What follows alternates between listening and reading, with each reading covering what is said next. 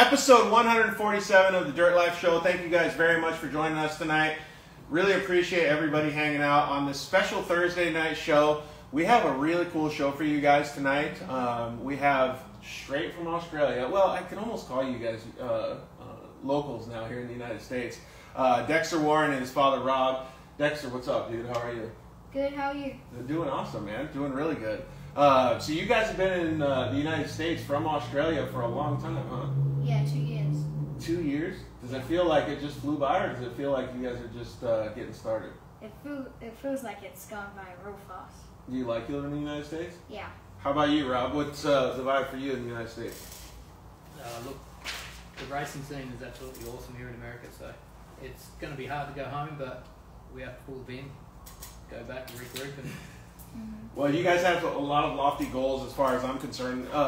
So you guys came over to the United States because you wanted to do a little bit more off-road racing. You said that your son Dexter had been doing go-kart racing and stuff like that, and then you wanted to elevate his driving skills and start doing off-road stuff, which is really cool to me.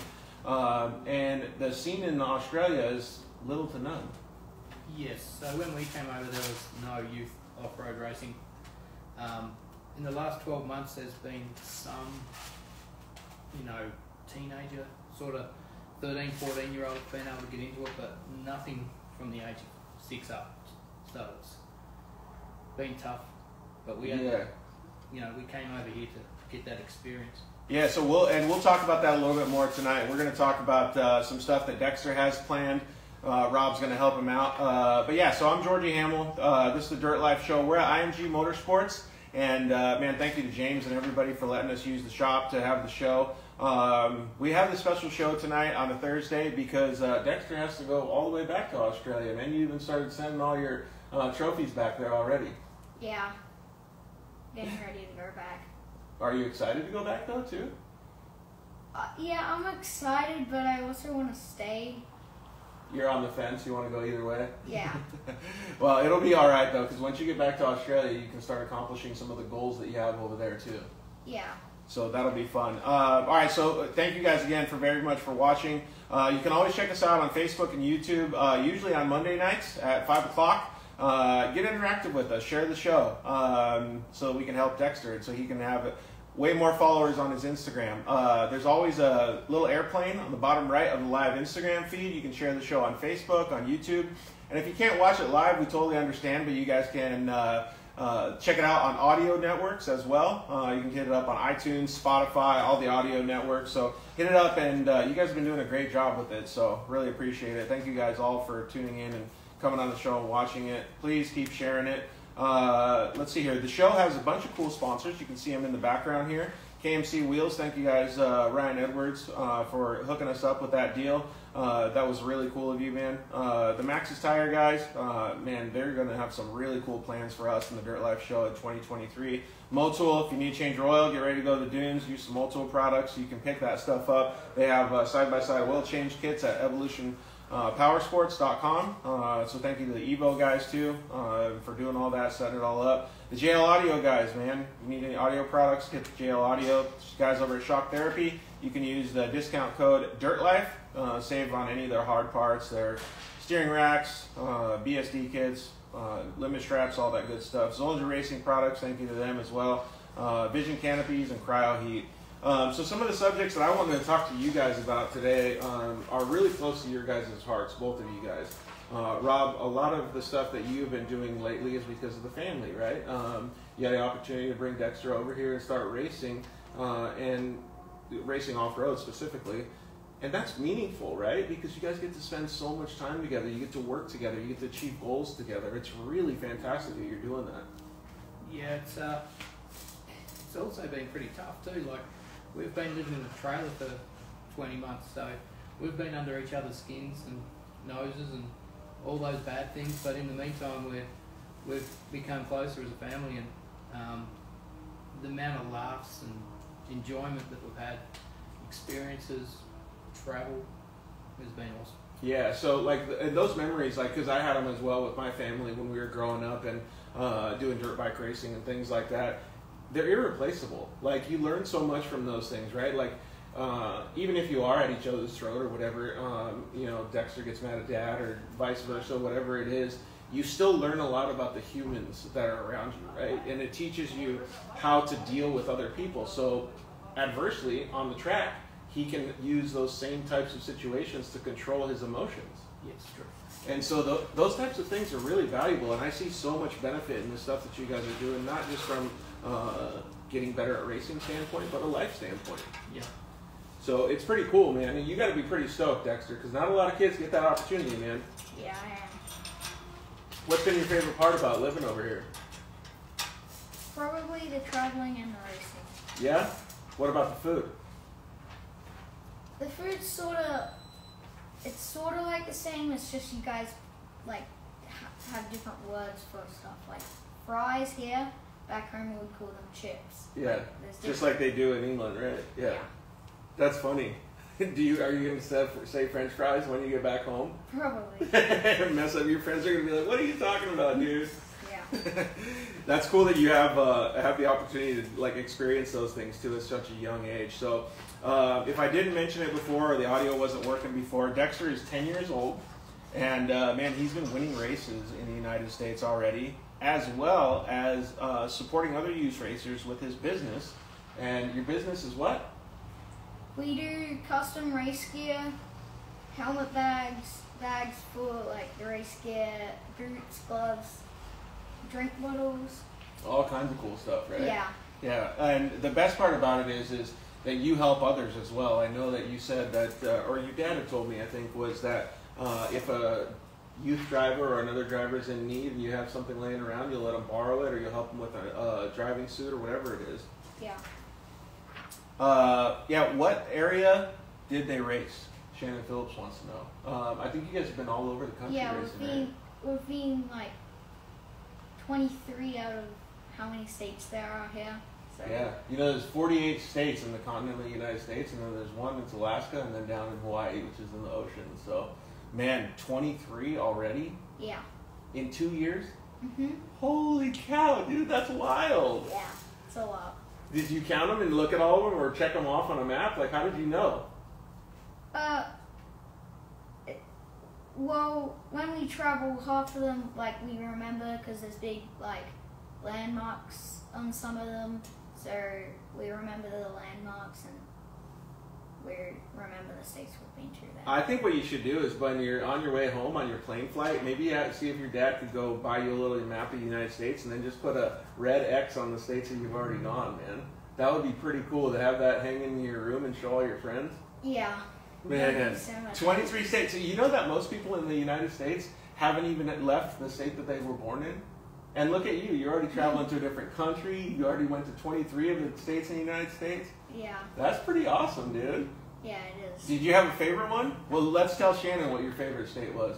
My favorite state was Oklahoma, and in Oklahoma is also my favorite racetrack, Mid-America Outdoors. You're right on, man. We're going to actually be able to talk with one of the guys from Mid-America Outdoors today, Matt Edmondson. He's the guy that's on the mic that's hyping you guys all up, right? Yeah.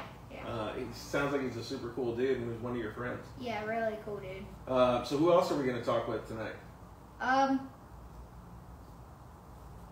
We got two other guys. One has the name Battle Axe in the middle. Oh yeah, Dustin Jones. And then one guy, he also has long hair as well, and he drives a Can-Am. It's yellow and black, and his last name rhymes with Cody Mill. Yeah, there you go. So we're going to talk with those guys too. So it'll be cool to talk with them. Yeah, so Shannon Phillips at 23. Wow, that's a pretty impressive young man. Yeah, totally. That Miss Pam Hall, you know who she is, right? She says, yeah. From Mid-America. So see, you got a bunch of people that you've already made impressions with. Yeah. I would like to think that your impressions that you make when the first impressions is because you have such beautiful hair. Yeah. If you guys can't see Dexter's hair, maybe turn to the side a little bit so that everybody can see your luscious locks, dude. Those things are pretty good, and you just got a haircut too, didn't you? Yeah. like 2 days ago. So anybody that's watching on Instagram or wherever, and even if you're listening to it on iTunes, please go visit some of our social media posts and check it out because he's got some sweet hair, man. And then a couple of other things that I want to talk about today was the next generation of racers and industry leaders. The reason that I say both of those things is because Dexter obviously wants to start helping other people with race suits and his business and helping others. But I don't know if I mentioned this already to everybody that's watching or was on the audio was bad, but you want to also start helping youth racers and you want to start building a foundation for people to race in Australia. Yeah, we're aiming to try and go home and start a off-road racing in Australia for kids like me. So that's a pretty ambitious thing to look for, man, but I like the lofty goals that you have, especially being 10 years old, man. That's pretty impressive. Yeah. So what's the plan? Do you guys have like an execution strategy, or are you guys you're working together with your dad on it? Probably working together, and yeah. How does the family dynamic work then, Rob? Is it Dexter comes up with all these brilliant ideas and then you say, well, if you cut your hair, I'll help you? Yeah, it's pretty fun. Yeah, we sit down. Put the mic a little closer. We sit down every now and then and nut out a plan on what we want as a family. Mm-hmm. Dexter's got some goals. His brothers and sisters have some goals, and yeah, we just try and fit them all in, I suppose, and see what we can do for each kid. And yeah, it's not like you're busy or anything. Like, yeah, it's like, what the heck, man? You got all these things happening. Oh, and so I was going to ask that question actually. So, how many brothers and sisters do you have, Dexter? I've got one brother and one sister. So my sister's name is Kira Warren, and then my brother's name is Cody Warren. Are they older or younger than you? My brother's older than me by 4 years, and my sister's younger than me by 2. All right. So, who's the fastest in a foot race? Probably my brother. Is he wicked fast? Just a little bit faster than me. Oh, so you can give him some competition, huh? Yeah, sometimes. Is that how it works? What about your sister? Is she pretty fast too? Yeah, she's pretty fast, but What kind of stuff does she like doing? she likes to sing and dance mostly. Oh, really? Yeah. Is she a good singer? Yeah, she is. Because you and I were talking before the show that your favorite music is country music. What's her favorite music? I think her favorite music would be like pop. Yeah. Oh, really? Yeah. Oh, okay. So you guys don't necessarily agree on the music, but you agree that she's going to have a really good voice and could be a professional singer when she grows up? Yeah. Yeah, that's cool. And so it sounds like you guys all... What's your brother like doing for fun? Or what are some of his hobbies? He plays soccer, and that's mainly it. You guys don't call it football in Australia? No. The proper name is the United States calls it soccer. So that's cool. You guys all have different things that you guys like doing, but it sounds like, Dad, that they all support each other. yeah, they look after each other pretty well. Yeah, it's... Last night we were at Kira's school play. She's at that's the reason they're not here tonight is she's in a school play again tonight over back in Arizona.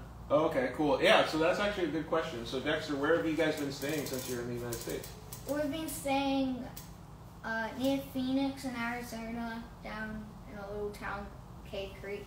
The Cave Creek's pretty nice, man. I was just there like, was it a week and a half ago? I like it out in Arizona. You want to know a fun fact? Yeah. I'm from Arizona. You are? Yeah, that's where I was born, man. What town was I was born in a town called Tucson, and I lived in Vail. Oh. The town that I grew up in was called Vail, and it didn't even have paved roads, man. It was all dirt. So when I grew up, it took almost 4 hours to ride our bicycles to school. That's how much dirt we had. But you know what's cool about it? What? We could build any jump that we wanted. Yeah. Do you guys have that same kind of thing in Australia, where you can go out and build bicycle tracks? Where we live, yeah, there's a bit of dirt by our house, and yeah.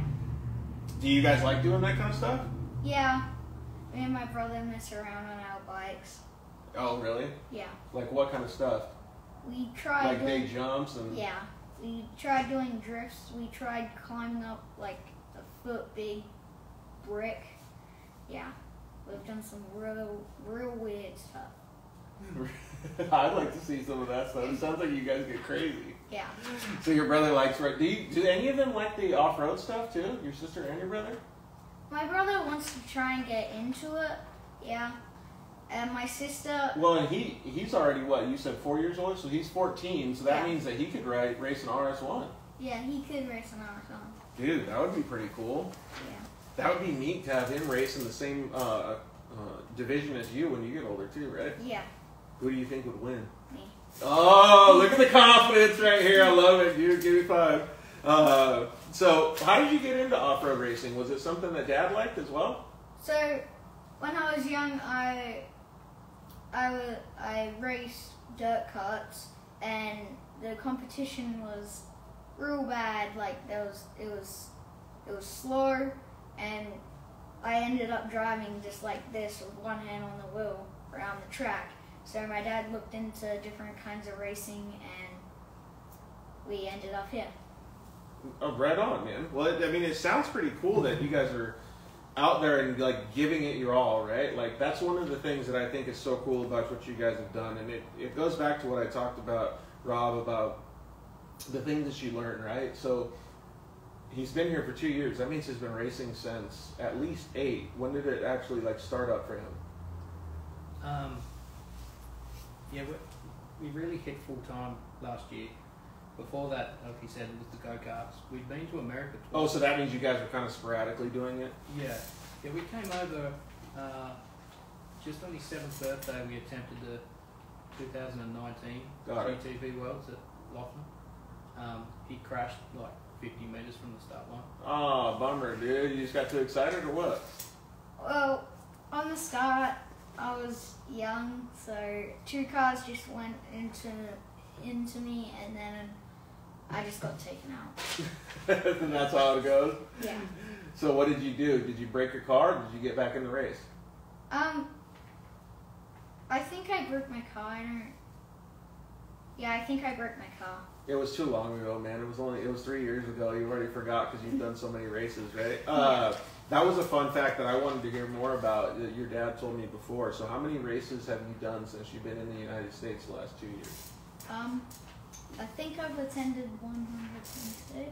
126 starts, yeah. Wow, 126 starts. You know that there's only 52 weeks in a year, and you've been here for 2 years. That means that there's 104 weekends that you could have raced. And you did 120 what? 6. That means you race more than twice a weekend. Yeah. In some weekends. So yeah, a lot of races like gas. Yeah, series double. have double. Could you imagine like anybody else dude, that's like racing every single weekend plus sometimes 2 weekends or twice in 1 weekend. Yeah. That's so cool. Do you ever get tired of it? No, because I like racing. Yeah. What about Dad? Does he ever get tired of wrenching, you think? Got tired of driving. Yeah. Yeah, because that's a lot of traveling, right? So that's actually a good question. So should we ask your dad how many miles he's logged on his truck since he's been here? He's probably done about 150,000.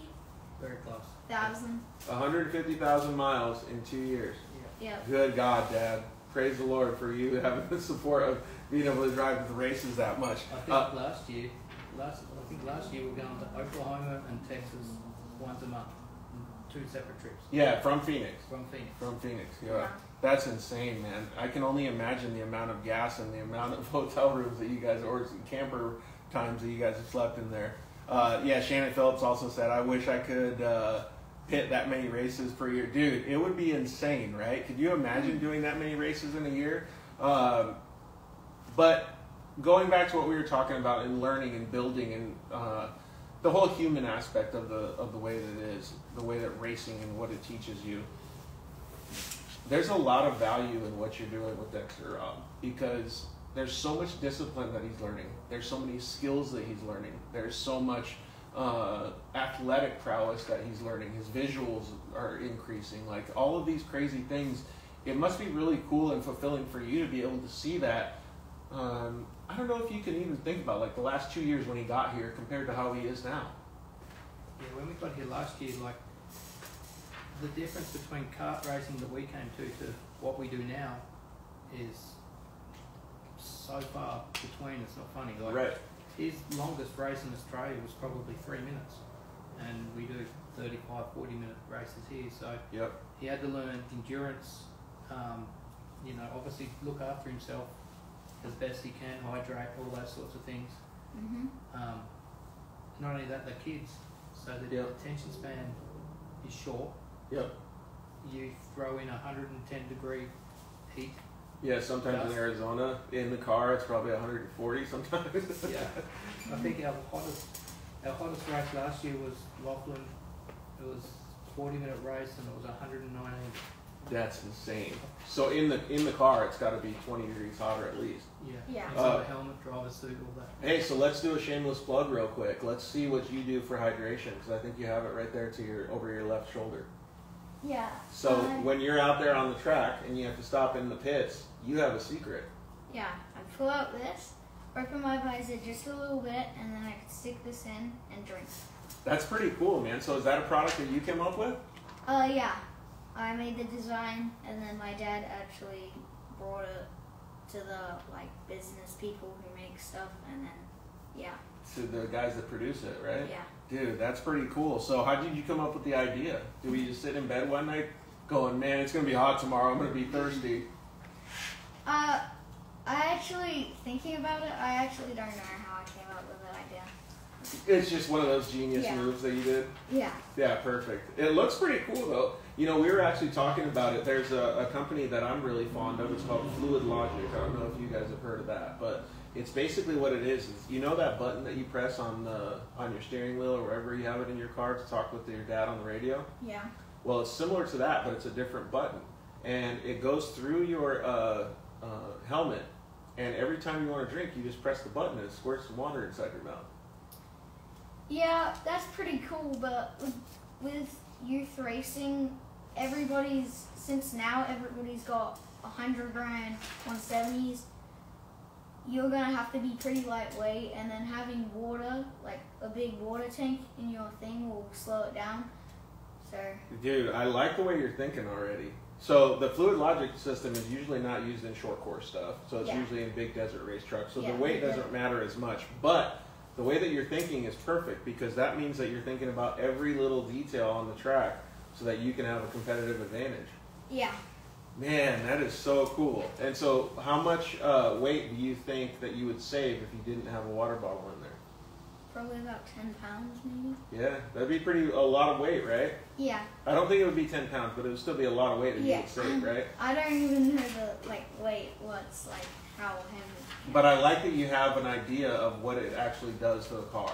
Yeah. Because it's rare that people think that. And Dad, I think that that's one of the things that I'm talking about is he's learned all these things. So he must just blow your mind all the time with some of the stuff that he said, or being such a sponge, right? Yes, it also helps that we also live at a race shop, so Yeah, so give us a little bit of a backstory on that. When we looked at getting into off-road, we reached out to Jimmy Owens at Extreme Machine Fabrication. Yep, fantastic family. Jimmy and Jen and Jess. Jesse and all Yep. that, yeah. We came over and, man, they were awesome. The first year we came over, just everything, we had no idea what we're getting into. Yeah. And they just sat back and helped us out. We then came back for the mid 400, and then now we're here. We've been here 2 years. We've been living in their backyard, working at their shop every day. We go out for dinner. That's so cool. Yeah, they are the coolest people. It's really cool, and that's what we always talk about on the show is the off-road family and the camaraderie and stuff, right? It's just like you have known them your whole life almost.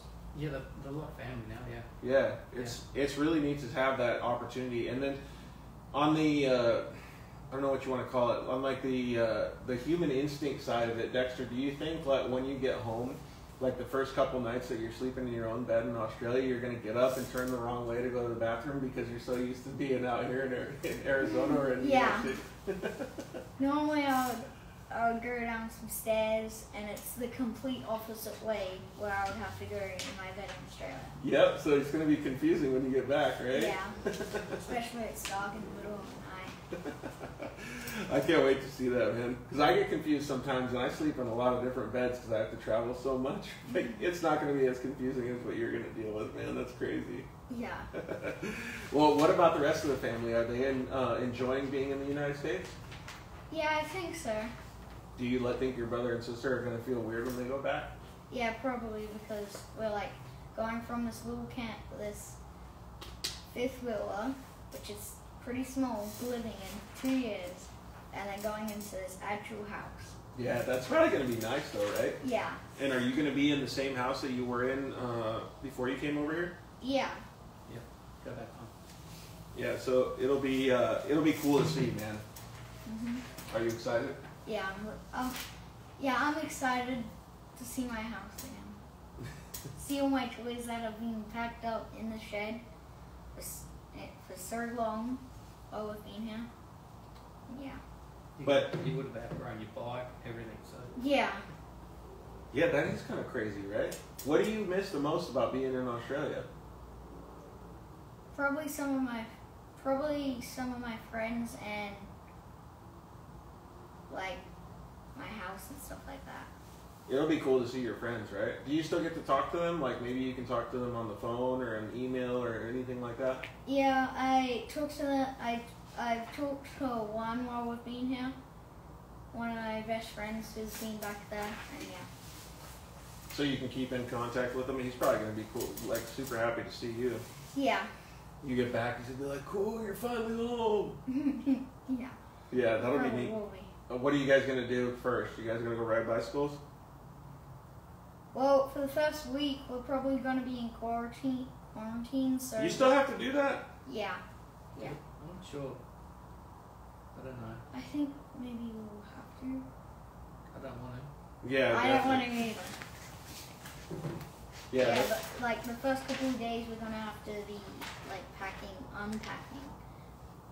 Yeah, and getting ready. And then you're going to want to go see your friends, I'm sure. So pretty soon, I think we're going to be able to get Cody Miller on here. I think he's going to join us. But it's, like, as far as the things that you've done here in the United States, what has been one of your most favorite moments, or like one of the things that really stands out that maybe like when you do go back and see your best buddy in Australia, what are you going to tell him? I'm probably going to say, well, the first thing I'm going to say is, hey, how you been? How are you doing? And then I'm probably going to sit down on the couch for like 3 hours talking to him about all the things I've done. Right on. What about, are you going to ask him questions and listen to all the things he's done too? Yeah. That'll be cool to catch up, huh? Yeah. It will be. What do you think he's been doing? Probably staying in his house a lot because of the rules back there. Probably going to school. Probably just... Yeah, what are the rules back there? They can't have any fun or what? Good thing you came over to the United States, man. Yeah. You get to come over here and learn all these cool things and have a whole bunch of fun. Yeah. And eat Subway all the time. Do you like In-N-Out Burger? No, not really. What? Oh no, what's your favorite hamburger? Probably a cheeseburger. No, like from what place? McDonald's. Really? Yeah. Dude, I can't be friends with you anymore, man. What the heck? I heard a funny story though too. We should talk to Dustin Battleaxe Jones or Matt Edmondson about it. You guys have a thing that we don't like really that much here in the United States. What's it called? Vegemite. Oof, I heard it's pretty bad. Yeah. You like it? No. I don't like it. A lot of Australians do though. Yeah. It's just not your cup of tea? No. Does Dad like it? A little bit. How's that work? A little bit. You'll only eat it if you're starving? The Vegemite's one of those things that you put on toast, and it's a tiny, just a real thin layer. It's You can barely have any? Yeah, it's very overpowering. And he stitched Dustin up really well on it. You know, I put like a big blob like that big, put it straight in his mouth. What happened? He started going, Oh man, that's hilarious, dude. yeah, it was. That's good though, because that means that you always have that video that you could show them and be like, "Yep, you can't trick me, man. I got you."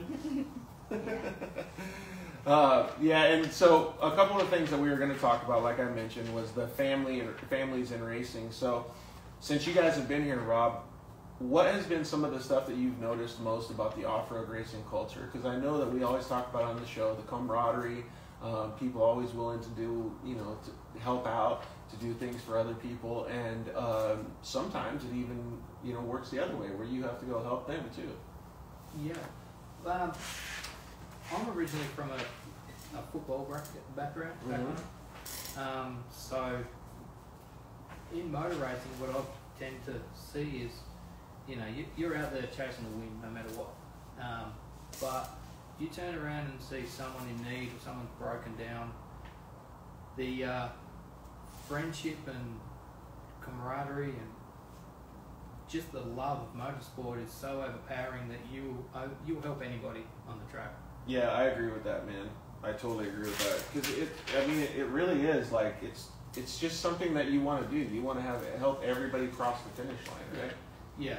You see a kid. You see a kid crash, even an adult crash or something like that. You instantly just drop everything, go over, help them out. Get them back on the wheels, make sure they're all working, and get them back on the track no matter which way you can. So, and it's the same. You break a transmission with 170, you break a transmission. That one gear in the 170s, dude. It's always that one gear. And how many we're going through this year? It's crazy.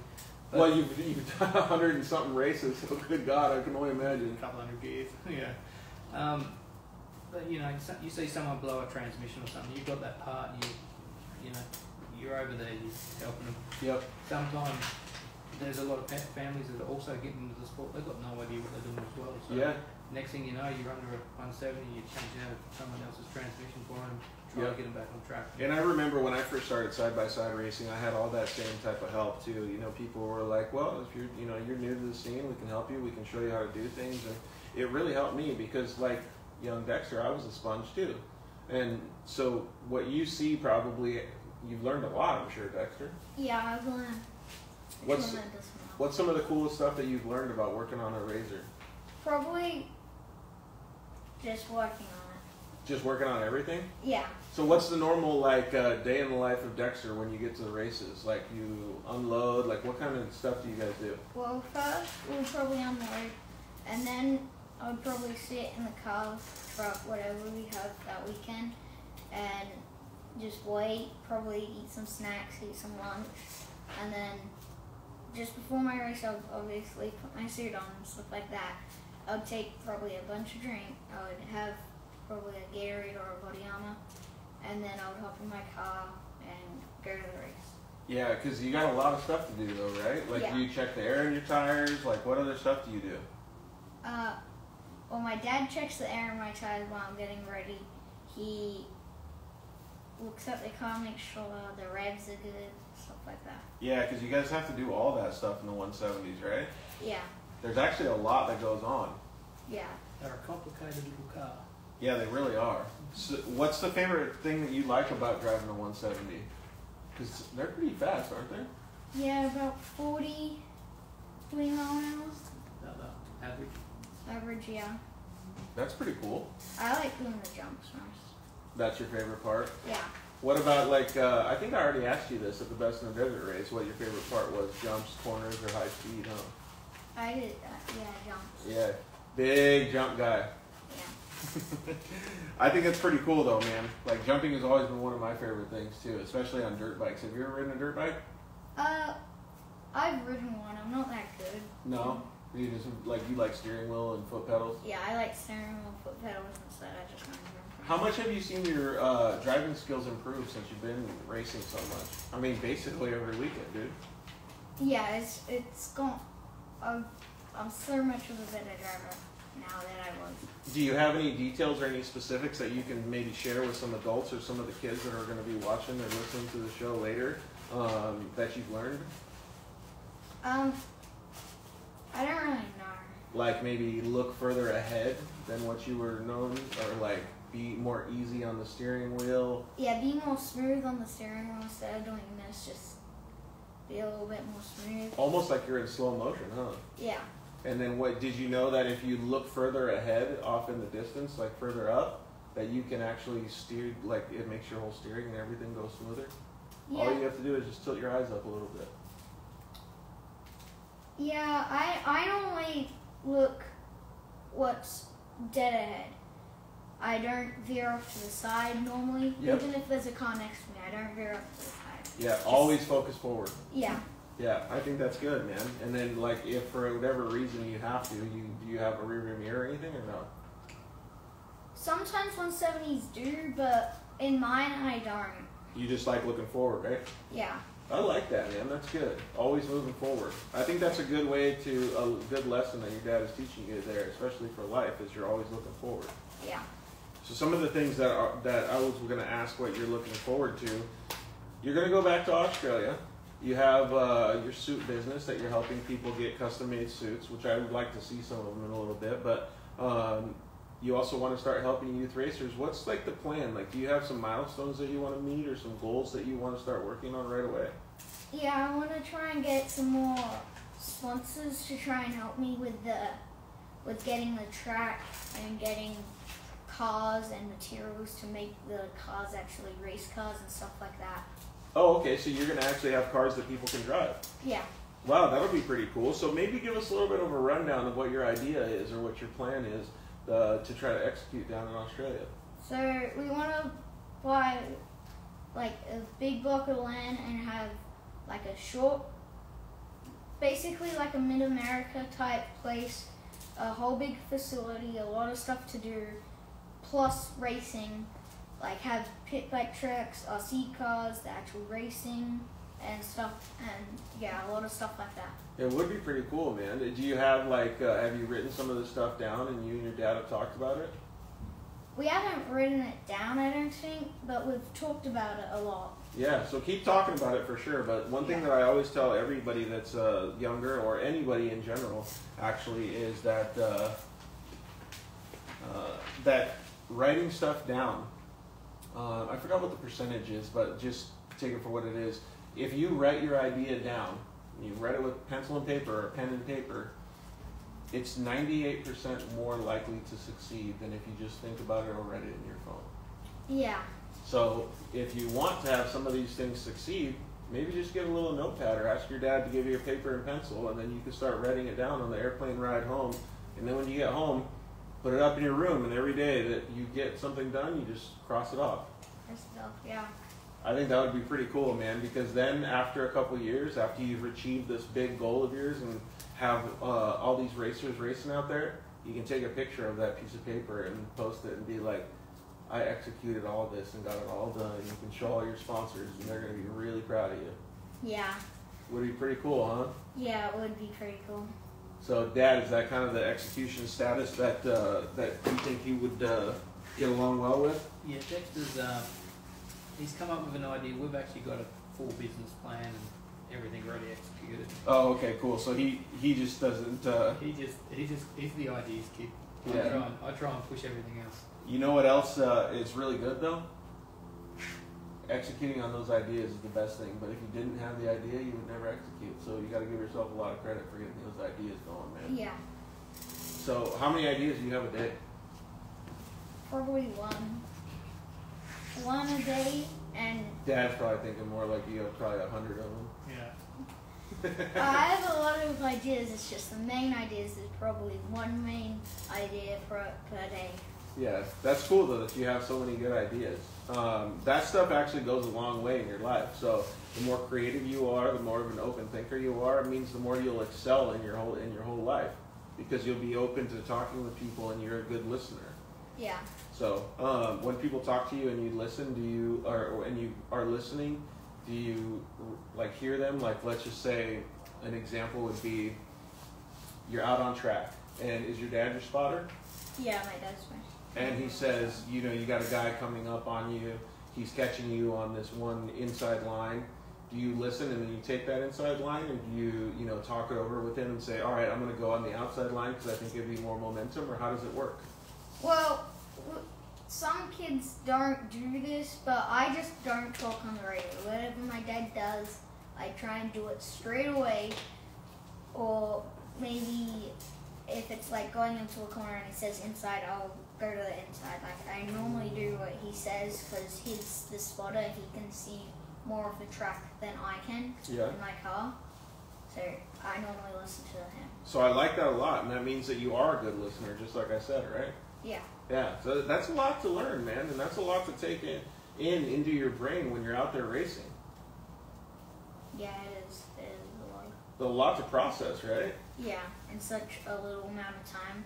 Has it been easier for you to process, like after you start getting used to it? Yeah. Like if you get in the car tomorrow, it's way easier than it was 2 years ago, huh? Mhm. That's super cool, man. And then, so what do you usually do if you're in a really, really heated battle? Normally I'll just wait till they make a mistake, or if they go outside, I'll go on the inside, try and like beat them into a corner and get out of there faster. Have you had any close calls? Yeah, I've had a lot of real close calls. What's one of them that comes to mind? Probably one time where I went into this corner and my tire was about to touch this other guy's tire, and normally if you do that in 170, it will probably flip you or roll you. Yeah, because when rubber meets rubber, it gets traction. Yeah, it just goes and locks up. Yep. And, yeah, that was one of my favorite things. That's something you don't want to do very often, isn't it? No. How was that from the spotter stand, Dad? Yeah. The first couple of times you're thinking, oh, what have we got ourselves into? But I've seen him upside down and free and flying through the sky sideways, all sorts of weird stuff. So. Yeah, so that is kind of cool. That well, not cool, but it's different when you experience those things, right? Because you learn a lot from them. So maybe take us through like what your dad is talking about. So you have crashed a few times. Yeah, I have crashed. When some of my first crashes is probably when you crash like the first, second, third, some of the first ones. It's probably the most scariest because you don't know like it's what your brain is going through is you're rolling over and you think you're gonna die, but you're actually not. You're strapped into the safe car and you're not gonna die. But that's what your brain goes through the thought. It's pretty dramatic, like you just explained, isn't it? Yeah. I think you're mostly safe though in a 170 with the roll cage. You're pretty safe. Especially if you got Jimmy building you a car, then we know you're safe. Yeah, you know you're safe when Jimmy builds you a car. And if you do that, anyone, for a tip, just hold onto the steering. Don't let your arms go loose because sometimes if you let your arm out, your arm can actually get chopped off by rolling and stuff like that. You don't want to scare anybody, but your arm could sustain some pretty good damage if it does fly out, right? Yeah. But in race cars, you do have window nets. So all the parents that maybe are thinking about letting their kids race, they're pretty safe. Like they're really they're safe, strong cars, and they're pretty good for the little kids to be knocked around. Yeah, exactly. And the speeds are relative to the cars are overbuilt for the speeds. But the cool part about it is that you're learning all this stuff. Maybe do you have any other tips that you could maybe tell me or tell any of the other people that are listening? Because that was a pretty good tip that you want to keep your hands on the steering wheel. One tip that I normally do is just keep going fast. Keep going fast so you can win. What are the basic keys to that? Is it push harder on the gas pedal? Is it drive smoother? Is it like... It's drive smoother, probably push your car to the limits. Trust your car while you're doing it though, because just putting trust in your car is real good. Okay, well I love that you're so motivated and so anxious to get out there and go fast, but what I heard was thinking from your dad's side of things was pushing the car to the limit. How many gears am I going to break this weekend? Pushing your car to the limit. How close is he going to get to the edge driving so fast? And then pushing your car to the limit. Is he going to be able to win with that pace? Yeah. What I've liked over the last 2 years is the competition's got strong here in America too. Like, it's a battle. Yeah, it is. It's a huge battle. And we've had some great battles with a lot of good friends. And end of the day, the kids jump out. They all smile. They all have a laugh. It doesn't matter if they come first, second, 10th. They don't care. They've just had fun. And it's a tough competition over here. It's really tough. It really is, but it's getting tougher because it's a lot of the kids are joining and really actually excelling and doing well. Yeah, and there's only so much you can do to a 170. Like they're pretty built up these days. Yeah, they are pretty good. Yeah, they go. I think Laughlin Desert. What was it? The latest Laughlin race. Yeah, Laughlin Desert Classic. Desert Classic. Mm-hmm. They were hitting. The one where I saw you. Yeah. He hit 49.9 mile an hour down the straight there into that main jump. That's wild, and especially like thinking about 50 miles an hour with being 10 years old. Yeah. Like that's crazy. And Did you ever sending it off at 20-foot jump as well? So. Yeah. Did you like that? Yeah. That was probably fun. It's kind of crazy for me to think about it too. Like I said, I grew up in a town where there was just dirt roads. So when I started driving, I was 10 years old, like in a Toyota truck, right? But it's crazy to think like that Dexter is going to be so proficient at driving. By the time he gets his license, he's going to be better than most people who've been driving for 10 years. Yeah, it's like that. I mean, I grew up in a country town too. Yeah. So you learn to drive tractors, cars, buggies, all sorts of stuff at a really young age. And so, you know, back home, most country kids are more proficient drivers than anyone else out there because they've got a lot of access to wheel time. Yeah, exactly. And seat time is the same as in racing. Seat time's important. When we first got here 2 years ago, I think we came in off a 16-hour flight to LA. We drove the 7 hours across to Jimmy's, and then as soon as we landed, we were at the Phoenix go-kart track doing laps. Really? There was no sleep. We were at the laps. We were straight into laps. Dude, that's crazy. Yeah. So was that fun for you? Yeah. That seems like it would be pretty awesome. Yeah, going around and stuff it's fun. Did you guys go to the K1 Speed place? Yeah, we've been there. Yep. Yeah, that one's pretty fun too, right? Because those cars are actually pretty good. Yeah. We had one in Carlsbad down here, and Travis Pastrana used to go there, and like we would try to beat all his times and stuff. It was pretty fun. He's pretty fast though. Yeah, so like I was saying, seat time is important. Yeah. And especially if you're going to dedicate a time period like we have, 2 years, to racing. When we first came to Dexter's experience in an off-road car was pretty minimal. So we just knuckled in and we're at the go-kart track twice a week. We're racing every weekend, and over a period of probably the first 3 months, his driving had just escalated to the point where we could start chasing championships and wins, and then we've just continued with the seat time. Seat time's important. And they can only develop as a kid if they're the steering wheel in front of them. Yeah, and we just keep going. Like I totally understand what you're saying because, I mean, like you said, the seat time is the best time, right? Like it just keeps growing and growing and growing. Do you ever think that there's too much though? Because like you guys have been on the road and doing so many freaking races. Yeah, there gets a time where you have to take a couple of weeks off. You know, we've as a family we've gone up to Yellowstone National Park. We've travelled a fair bit as well. So to get away from a car and clear the heads' minds. Exactly. Then you can sit down and talk about at that stage what they're doing wrong. Right. And what they're doing right as well. Reflection is just as good of a part of that learning curve. Yeah, then you can come back and then start, putting into practice what we've had a chat about away from the car. Yeah, exactly. I do think it's cool that you've been able to do all that stuff, Dexter, because like I said, most people don't get the opportunity to do that. All right, so I'm going to ask you a question, and then I'm going to let Matt Edmondson on here. When you go out on the track, what are the things that you do first? Like what, before you actually take off? Like, do you check your helmet? Do you check the steering? Do you, like, what are give me the 5 things that you do when you're sitting in the car? Well, when I'm sitting in the car, before you start, I just sit there, think about what I'm gonna do during the race, how it's gonna be competition-wise. I normally grab the steering wheel, and then just before I'm about to go, or maybe just like 20 seconds before I close my visor, and then hit the brakes and just about to go, then I go.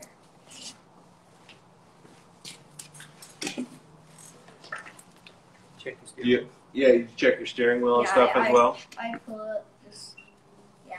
All right, so we had a couple audio issues and stuff, but I think Matt Edmondson is on. What's up, dude? How are you? What's up, guys? How are y'all? Oh crap, we can't even hear. Can you take off? Say that again, Matt. What's up, guys? How are y'all? Yeah, I don't know. I can't hear him very good. Can you? Yeah, we can't hear you very good, dude. We've been having a couple issues with the audio system and stuff. Let me see if we can bring this a little closer. See if we can hear you. Can you hear me better now? Can you hear him now, Dex? I could hear you a little bit. There you go. Yeah, listen. All right, Matt. Yeah, we can hear you scoot a little in, bit better Dexter. now. Scoot in. Yeah, it's a little hard to hear. How did you meet Dexter?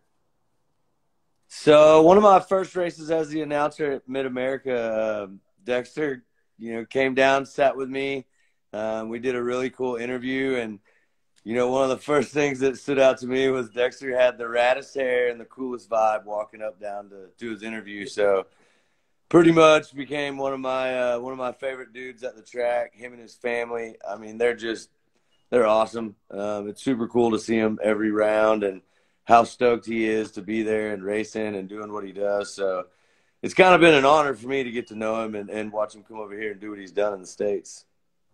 Yeah, it's crazy, right? And that's what I've been talking about, Dexter. You heard him, right?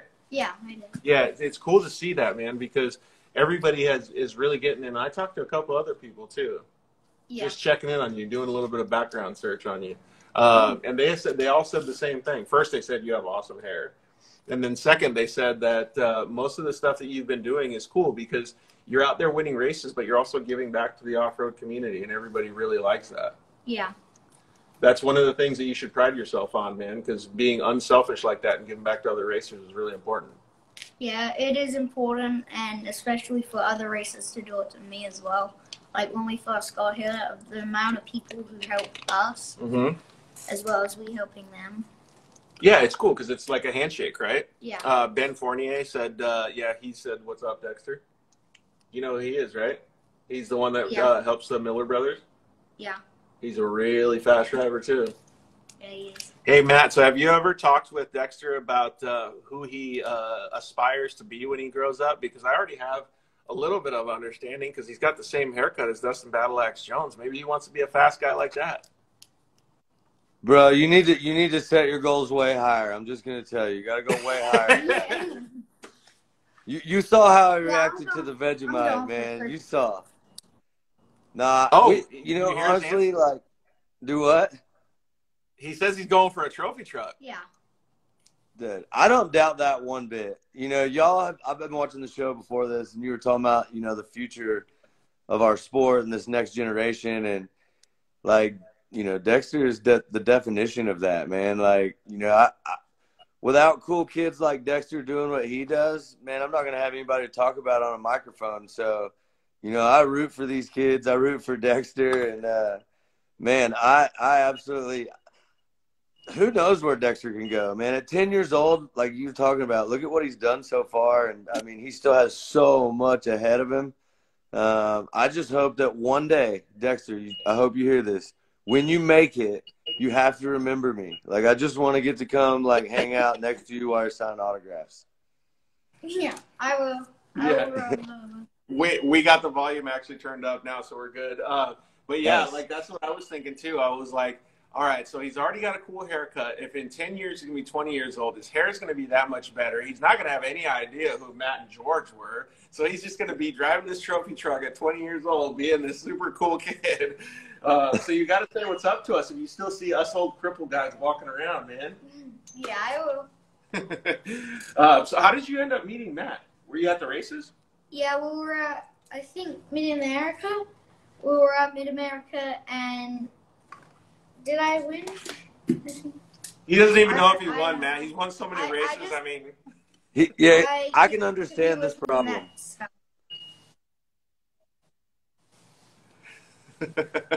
You don't even know how many. Actually, that's a good question. Do you know how many races you've won since you've been in the United States? No. Yeah, I'm curious that. Maybe like 70. So what was the fun fact that you told me, Rob, that you were sending back trophies back to the back to home in Australia? And how much did all the trophies weigh? 120 pounds. 120 pounds of trophies he just boxed up and sent back to Australia. Yeah. It's a lot of Dude. Dude, look at the smile on Dexter's face. Yes. Dude, that's Dexter, I'm 40. I don't think I got that many trophies, dude. Oh, that's going to be cool, though. So he said a little bit earlier, I don't know if you were watching, Matt, but he said a little bit earlier, when he gets back to Australia, he's going to sit down on the couch and he's going to like have a debrief with one of his best buddies, and they're going to both talk about what they have done over the last couple of years. I wonder if they're going to have a show and tell. He's going to be like, yeah, this trophy is when I met Matt. This trophy is when I was at, like Texplex or wherever you guys were at. And then, like, I went over here, this part of the country, and I raced. Yeah. Dude, I that's think it'll be so pretty cool. amazing. Like, I mean, as a kid, I mean, we've all traveled, we've all done our thing. You know, like, how cool is it when you get to go back and sit back and tell these stories, you know, to your homies at home? And, dude, it's just going to be unreal. I mean, this has probably been the most unreal experience for you. To be honest, sitting right here listening to you in the 2 years that I've known you, man, like, just how far you've come as far as these interviews and how well-spoken you are. And, you know, that you can always kind of tell when you meet someone and they have that driving ability or that racing ability or whatever, but you have that other piece too. And I think that's what's going to take you a long ways, because you're a complete package, my dude. That's a good compliment, right? Thank you. Did you aspire to do that? Like, is that something that you thought about and like will actually work towards? Yeah, I will. No, is that something that you have done in the past couple of years? Like, you say, oh, you know what? When I get on the podium, I'm going to do a better speech this time. I'm going to do a better speech next time. I'm going to do a better speech next time. Yeah, I sort of say the same things every speech. So now I'm just working on my fluency of saying them, because sometimes I stumble a little bit. I think you're doing a great job. I mean, even the questions that you've gotten asked tonight, you're doing an awesome job, man. So, and you keep it natural too, which I love. Yeah. So, and have you done stuff with your dad, like talking back and forth or like figuring things out together? Sometimes, yeah. Does that help you? Yeah, a little. See, there you go, Matt. So, word to the wise, if you're a little kid, maybe just practice with mom and dad. Yeah. That's right. That's right.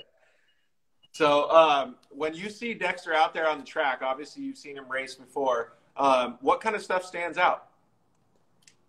The absolute lack of lift on the skinny pedal. I mean, he's on the gas He's got the a whole really time. strong right foot here. Yeah. He's on the gas the whole time. I mean, he's smart with his lines. You know, he's a great sportsman. You know, he talked about it just a second ago earlier about rubber to rubber. You know, when you watch Dexter drive,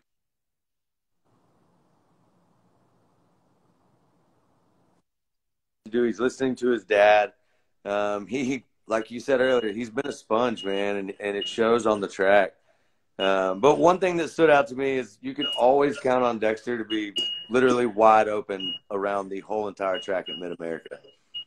Is that the move, man? Yeah. Just don't lift. Unless you've got air lift, so you don't breathe. All right, so what's the difference then, if you're going to explain to Matt, since he knows Mid-America really well, and I met you at Laughlin, what was it, a week and a half, 2 weeks ago, whatever it was. What's the biggest difference between a place like Mid-America and a desert track like Laughlin? Probably in Mid-America, in short course, like tracks like Mid-America, there's probably jumps more than Laughlin has, because Laughlin's more straightaway, and that's all like it is. Just straight in the desert. Laughlin also has ruts. Does Mid-America have ruts too? No, not really. So my assumption is that Mid-America is a lot more tight battling, like what Matt was saying. Yeah, like you got to really watch out for the cars and stuff. And then the other driving skills that you're learning, like in a desert race like Laughlin, is you're learning how to pace yourself and outdrive yourself. Yeah. So it's how do you drive a corner in short course compared to desert? Yeah, that's a good question. In short course, you just go flat into it and then sort of drift it sort of. Well, that's your style. Look, he makes it. Matt, did you hear what he's saying? He's making it sound so easy. He's like, in short course, you just drift it a little bit. Like it's no big deal, right? Throw it in the corner, you know, just full send it. Yeah. And then with desert, back off a little bit. a little bit more dirt really get sideways because normally in desert it's more sand, so you're gonna do that, and then sometimes you run where the big cars have run, so there's ruts, and then you'll just tip. Yeah, totally. What's your favorite part about doing the stuff like when Matt is calling the races at Mid America? Is it the jump still? Yeah, it jumps. How much air can you get out there? Like from like the actual ground, like down here to like here. Oh, like maybe 3 or 4 feet, 5 feet? Dang, Yeah. that's pretty good to 170, dude. You guys are sending it. Yeah. Mid America has an awesome Tabletop. tabletop and down the back section. So, Really? Can you clear it? no. No, not on a 170, but the 1000s can. You just still hit it full wood? Yeah. Nice. Yeah, he definitely raked in some frequent flyer miles this year up there. That's pretty cool, man. And then, so what about off the track, though? Because honestly, man, when I was like talking to Dexter and I was talking to Rob, one of the things that interests me the most is always the backstory, right? Like, I'm a big story guy. And when I hear that he's doing stuff to help support other kids, to support families, and obviously the family atmosphere, they're helping other kids race.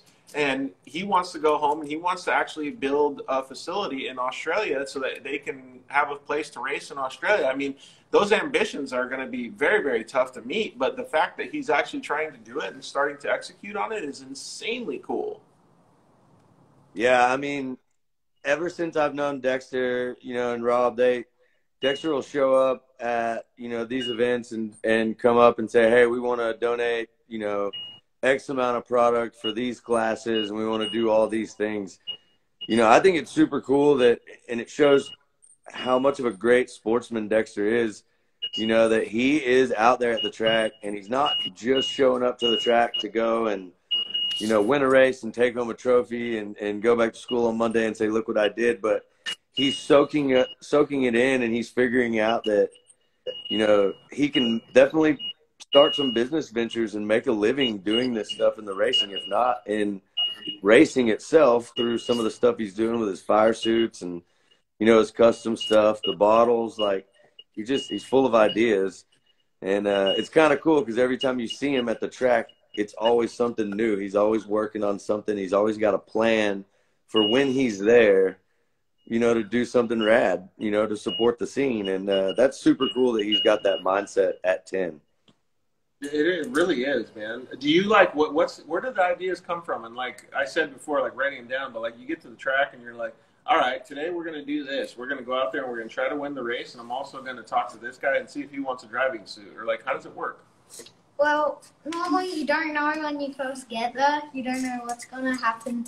Sometimes they change their tracks there in America, so you don't really know what's going to happen. And well, they got to throw you for a loop, so you don't know everything that's going on, right? yeah. Most of the time there's different activities there. So yeah, it's pretty fun. Dude, I still haven't got to be able to go there yet. I want to get there one of these days. I want to hit the Lazy River. That's why I'm a big Lazy River guy. That's my spot right there. I've been petitioning for 2 years to get an announcer's booth at the pool. I can just literally look over the valley, watch all the racing, sit in the pool. Yeah, that'd be so epic if you could do that. Just have a little monitor right in front of you, call the race, just like sitting on the tube right in the Lazy River. Yeah. Dexter, think about how cool those interviews would be. Like if we were just sitting in our floats in the Lazy River after a race. Yeah, that would be sick. You'd have to have 3 or 4 outfits though, because if you just come straight off in your driving suit and just get in the Lazy River in your driving suit, man. The water's gonna turn brown. It's gonna be so good. So I heard as well that you actually did a shoey.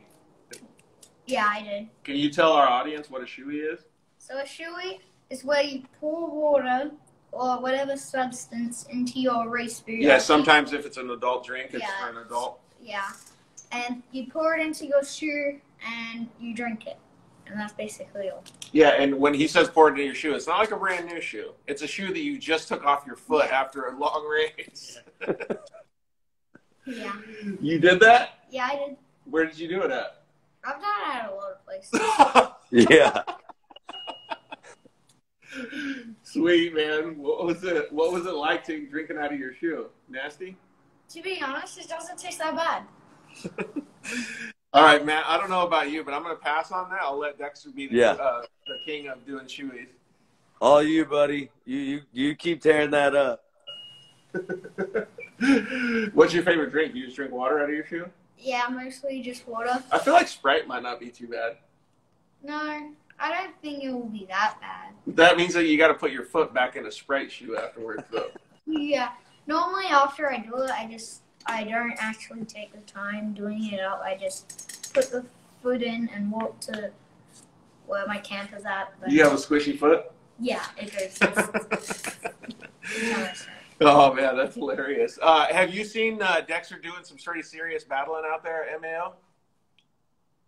Yeah, I mean, Rob said it best. The competition's gotten a lot tougher, in the last year or so. And, Dexter's had some battles on his hands. I mean, he's had some adversity he's dealt with, and it's cool to, that's the other side of, this and being a complete racer is being able to deal with that adversity, get your car fixed, battle with drivers on the track, different things like that. But, I mean, the results are the results. I mean, you see it. Dexter's winning stuff all over the country. When he was at Mid-America, it was really no difference. He did have some really, really solid battles. But I don't think I ever called a race that Dexter wasn't on the podium. So he's a pretty consistent contender for sure. That's actually a good point to bring up about consistency. Yeah. Last year, Dexter won the Mid-America Championship. We didn't actually win a round at Mid-America. We came second every round.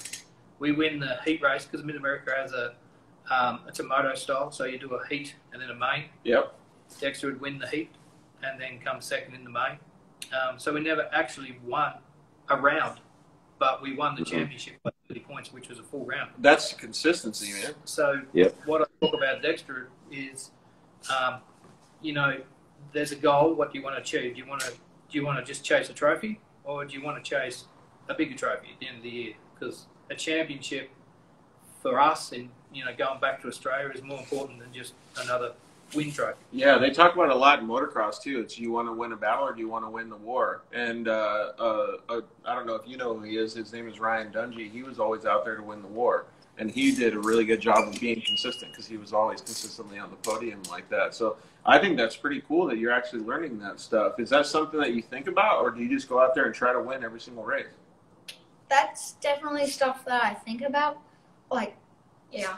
Like, what if the guy's on the track and he's like in first place and he's like pretty close to you, but he's pulling away a little bit? Do you say, you know what, this is a race that I'm going to settle for second because I can do the championship? Or do you just say, I'm going to keep going for it?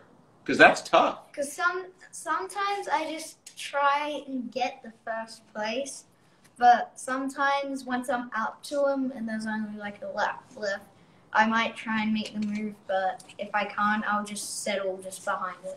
That's a pretty mature outlook on racing for a 10-year-old, Matt. Yeah, I agree with that. I mean, it's got to be hard, right? Like, what kid doesn't want to go wide open at everything they do, And so to be able to, recognize those situations and back it down a little bit or just be content with where he is on the track. I mean, won him a championship, but I was going to say, I don't think that in any of those times he never lets off. He's always trying to get to the front. He wants to be the best. I kind of was getting that vibe too when he was saying it. He's like, yeah, I think about the championship, but I'm like seeing his right foot not lifting at all. Yeah. Pushing a hole in the floor, trying to go faster. I do think about it. It's just in the moment, I'm just in the car and I just want to go fast while I'm in the car. I just want to get that first, but I also want the championship. So I just stay on the ground. So one of the things that we talked about before was, what is your favorite? Was it jumping, high speed, or corners? You obviously said it was jumping, and you like jumping at Mid-America. But I also know at Mid-America that they have some pretty crazy corners. And you, in a 170, have to keep a lot of momentum. So what's the move? Like, you outside, inside? Like, how are you keeping the car going so fast? Well, just be smooth. That's one of the main things. Just to be smooth in the corners. Don't like. And if there's a rut, don't try not to lose much speed trying to avoid it. But if it's a big rut, obviously try and avoid it, but don't jerk it one way. Yeah, and because the big cars really mess up the track for you little guys, right? Yeah, they put big ruts in because they've got bigger tires, more aggressive tires, and yeah. Yes, you have to take all that into consideration when you're out there and Matt's like calling the races and stuff. Do you think like, all right, I'm gonna go send it as hard as I can. Hopefully they see me on the camera. Yeah. Yeah. Yeah. And you come off and you talk to Matt on the podium or wherever you're at, and he's like, "Yeah, you sent it big time." You're like, "Yep, I know." Yep. Mm-hmm. Yeah. Do you ever get to see him like when he's cruising through some of those corners? Can you see in the cab where you just see those golden locks coming right out of his helmet?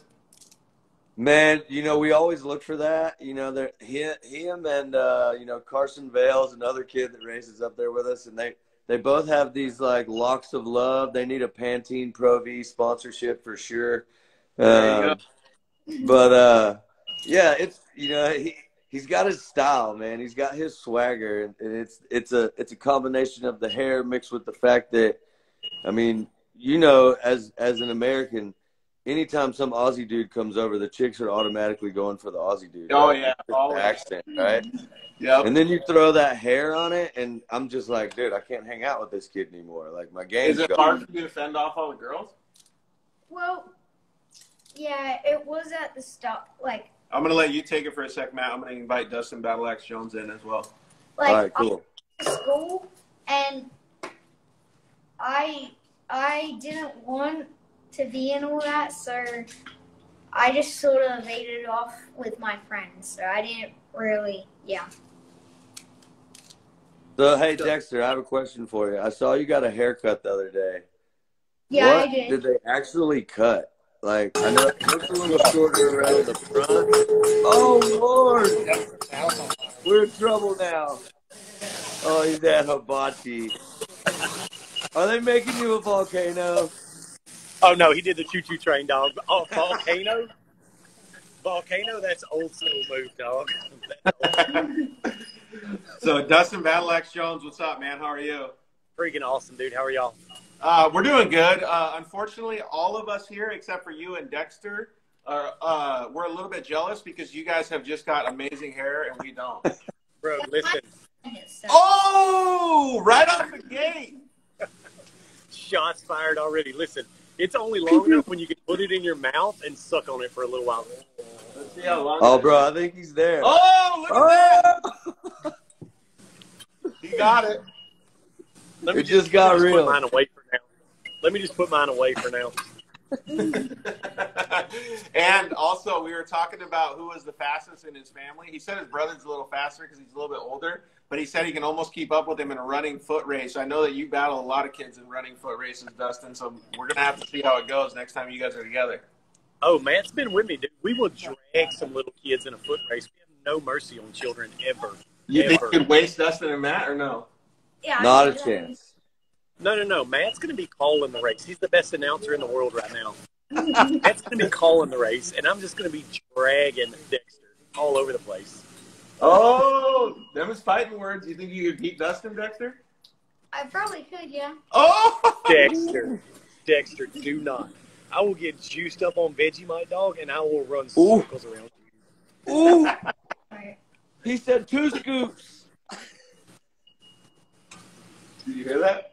What? He said 2 scoops. You take 2. You can put your head. At the second scoop. The second scoop. I would take 3. Oh! Hey, this is one that I'm for sure good with calling all the action. Yeah, I'm not getting in. That's definitely. Honestly, I think I might just bow out of that whole thing and just let you guys have fun with it. To you. Happy birthday. So it sounds like Dustin is going to have some pretty good dinner. Are you jealous? Oh, no. No, we're having a pretty good dinner right now. Yeah, check it out. Is that Alexander? Just the whole S3 crew, dog, in here just chopsticking it up. Nice. Well, thanks for joining us, the whole S3 crew. Did you hear that question, though? Did you hear that, Dustin? They said it's not an alligator. I just had a question for Dexter real quick before we get into that. Is being that y'all are from Australia and that's real close to China, Do you know how to use chopsticks, or what's the deal on that? Just normal forks. Oh. What was his response? Does he know how to use chopsticks? Dustin's from Louisiana.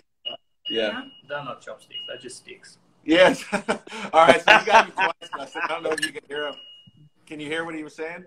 No, I didn't hear. He said, first of all, he said, we just use normal forks. And then second, he said, Dustin's from Louisiana. Those are not chopsticks. Those are just sticks. Yeah, we picked them up in the parking lot, in the bushes right outside. Oh man, you guys are gonna he's gonna probably want to fight you next time he sees you. And you know he has a pretty good fighting friend too that teaches him how to fight. Matt, his name's Matt. You're gonna have to watch out, man. Fighting friend is Matt. Are you scared? No. Oh, he's not scared at all, Dude. Oh man, I like his confidence, Matt. How do you compete with that confidence, dog? Dexter's just putting it out. Hey, when he comes back to Mid-America, he's going to get smoked in a foot race, and it's going to be like a bad midget wrestling episode. I think it's bad little people wrestling, Matt. Yeah. Oh, sorry. Little people, sorry. Yeah, little people. You against the big guys. Yeah. All right, sounds like he's got confidence for days, boys. Dustin, we can let you go if you got to eat with all the boys and stuff. Really appreciate you calling in. Do you know the next time that you'll see Dexter? I hope that it's down in Australia when he puts together this whole track and everything for all his homies down there. Well, I'm getting a custom fire suit made by Mr. Dexter pretty soon, so I'm going to need to come down to Australia. Is Australia down or over or up, or where is Australia? It's that way. Down under. It's definitely down. It's Down under. down. I just got confirmation from Dustin Henderson. Where is down under? 100% Down under. down. So I'm going to need to come there to pick up my custom fire suit, okay? Yep. Dang, Hey, that's cool, man. Dustin wants to meet all the nicest Sheilas in Australia when he gets there. Oh, yeah, so there is a motive. There is a motive. So all of a sudden, he wins the Best of the Desert Championship, and then he gets a driving suit from you, and he gets to go meet all the good-looking girls down in Australia. There's no better way to do it, man. Let's just close the year out with a bang. Me, Matt, and you down under with Sheila's. Close Let's it out go. with a bang. You got a place where we can hang out? Can we crash on your couch, Dexter? Yeah. Perfect. All right. We got a place to stay, Dustin. We're good to go. All right. We'll let you guys enjoy your dinner. And, Matt, thank you very much for calling in as well. Say hi to all the S3 boys. We'll see you guys later. See you, boys. Later, boys. Later. Pretty cool that you have so many good friends, Dexter. Yeah. You meet a lot of cool people in 2 years, dude. 2 years is a small amount of time, and it sounds like you've really made an impact on this racing world. Yeah, I have. So what has been some of the, I don't know what you want to say, some of the things that are on the top of your list that you want to do the next time you come back to the United States? Well, I want to defend my world title. It's one of the things I want to do. The UTV World Championship? Yeah. Okay, got it. And I would like to see you do that as well. yeah, I probably will defend it. I'll probably win again. Right on. Yeah. I like the confidence, man. What class are you going to race next time when you come to the UTV Worlds, though? Probably still a 170. Maybe if it's next Actually, year. that's a good question. Is like where do you go from here? Like how many more years are you in the 170 or 250, and then when do you graduate to a 570, or you're just going to go straight to RS1? Like what's the? Well, for the last 2 races, I've raced a 570 and my 170. So yeah, I'm already starting to go into the 570s. But again, I'm only 10, so you can race a 170 till you're like 12 or 13. So I've still got 2-3 years to race a 170. That's pretty good, right? Yeah. And then so what's the next move then? You get into a 570 or do you go RS1 or what? I think I might want to go to 570, just give a little jump and then another little jump to the 1000. Yeah, it seems like it'd be a pretty cool way to go, right? Yeah. All right. Do you? It's Cody Miller just texted me and said that he didn't get the invite or whatever on Instagram. We got to kind of wind down the show right now though, because we're getting a little too long. Do you want me to talk with him, or do you want to wind it down right now? It's up to you, bud. My dad can answer this. Whatever you want to do. Okay. Well, why don't we do this? Why don't we just tell Cody thank you very much for texting? What do you have to say to Cody? Do you have to say like having fun, like what you did with Dustin Battleaxe Jones and Matt Edmondson? Like, Cody, next time we're coming for you, I'm gonna kick your ass. Yeah. Yep. Go ahead. You can tell him. Cody, next time I'm coming for you, I'm gonna kick your ass so hard it'll be red for 2 years. Woo! There's some fighting words, man. So I'm gonna have to take that. Look, what time is it right now? It's six something. I'm gonna have to take that 6:25. I'm gonna take that as the clip of the century. So that we're gonna put that on Instagram so that Cody can just be like, "Uh-oh, Dexter's coming for me." But that is cool. Like, I really think that a good way to look at how the next time you come back to the United States is that you're going to defend your title. Mm-hmm. Do you have people that you want to see next time you come back to the United States? Yeah, one of my best friends here. I want to check in with him again because I actually sold one of my 170s that I've raced in for a long time. I want to check in with him and see my car again. So yeah. Yeah, that would be cool to see the car that you had before. Yeah. Yeah, that would be pretty rad, man. I always love seeing the cars that I sold, all my old race cars and stuff too. Did you like see? Most of the time, they're so beat up and clapped out, though, dude. They're just wasted. Well, I'm glad that you were able to come down and hang out. Like, I'm glad that were able to have this special show for you, even though you guys are so busy getting ready to head back to Australia. Do you know if your sister is going to be? What is she doing? A dance recital? School play. School play. Do you know if your sister's going to have any of that videotape so you can check her out? Yeah, my mom probably will take some videos. Sweet, so you get to check it out. Yeah. That's going to be pretty cool. Well, I really appreciate all the stuff that you guys are doing, not just for the well, Cody wants to talk to you. Do you want to talk to him? Yeah. Okay, let's get him on real quick. In the meantime, when I talk about that, or when I get Cody on, tell me what your favorite place was other than Mid-America to go drive. Like, if it was a desert track, if it was a short course track, and give us a little bit of information about the track. Probably, this is hard, probably,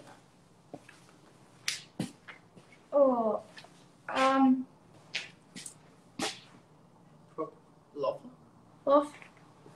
Yeah, actually probably Laughlin because I like that track. I liked the infield this year. It was Tony. I liked that, yeah. It was a pretty cool track. Like, I thought that track was pretty rad, too. Hey, so another guy that has long hair, Cody Miller's on with us. What's up, Cody? How are you? What's going on, fellas? I'm sorry about being late. Dude, no worries. When you have beautiful hair, you're allowed to be late. You know, so, trying to be an inspiration for the young ones. Dustin Jones and Dexter here were already battling with their hair. Dexter can actually put it all the way around and bite it if you wanted to. Yeah, I can. Oh, I just got a haircut. Mine's not that long. Oh, you already got one up on him. Hey, I don't know if you were watching the live feed, but he's already threatening to kick your butt, dude. No, as soon as I clicked on it, it said, Cody Miller, I'm going to kick your ass. So I knew it was serious at that point. Yeah, dude. He's coming for you, dude. He's gunning for you big time. A couple years, I'm going to go into Canada and beat you. Hey, I got plenty of them for you to choose from back here. Oh, look at all those, man. Yeah. Put this phone a little closer to your mouth real quick. So is that one of your goals as well, is to be able to drive a professional race car, like a professional race team like Cody? Yeah. Yeah. It's pretty – have you ever seen, like, the operation that they do or how much work they put into their program? Yeah. Yeah, there's a lot of money spent into putting one together. Well, not just that, but the man hours, right? Yeah. Like, you have to really I mean, look, it's already, what, 10 o'clock there or something? 8 o'clock there? Yeah, it's 8:30. I'm still working. See? Do you think you could work that late? Yeah. I think I'll work till like 12 p.m. Yeah. Just endless energy. What's one of the favorite things that you like about Cody?